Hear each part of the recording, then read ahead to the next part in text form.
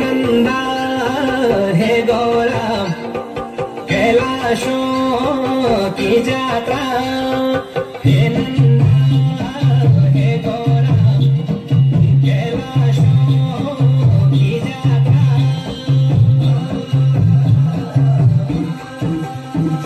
पटना भगीना घूमेना सोरा से की बारी लगी गेली बाधा यो भागे चितारा यो माझा मंगोरा सब प्यारा द्वारा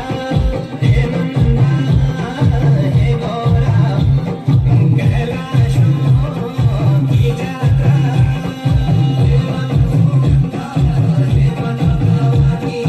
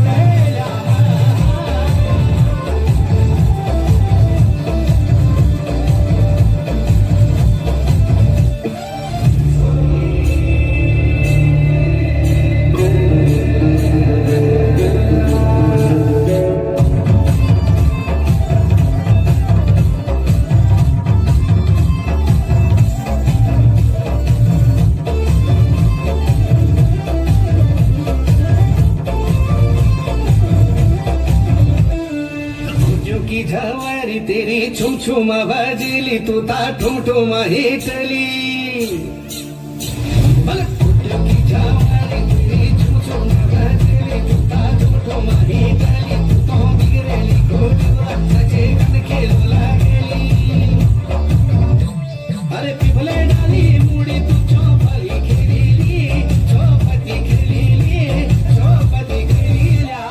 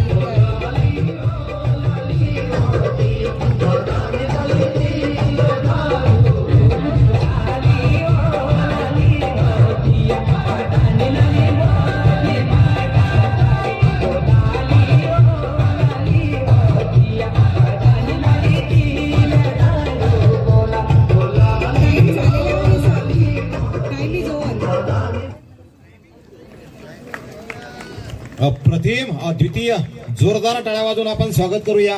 सर्व सहकलाकारांचं। सुंदर अशी थीम घेऊन पंचायत समिती वाशिम यांनी आपलं सादरीकरण केलेलं आहे। अप्रतिम विषय आणि अप्रतिम असं